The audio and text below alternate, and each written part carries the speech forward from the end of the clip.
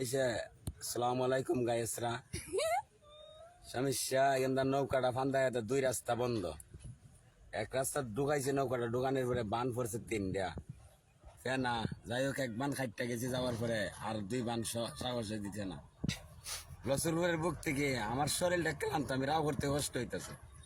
লসুরপুরের বুক থেকে আবার নৌকাটা ফিরাই আনছি, আনার পরে মারুফে এক কাম করছে, আরেক বেটার গাইলতে করছে, সাবুলিয়া নৌকাতে বেরিয়ে গেছে মাইরা লাগতো। পরে ফান্দাগার বেড়াইতে রান্দাও লই আমরা মারতো, আমরা আটক করে তুই সেখানে 1 কুইন্টাল তোয়ার পরে আছি বর্তমানে অবস্থা ফান্দাক ঠিক অল্প রাস্তা একটা হাতে উড়ার চাইলে আছে।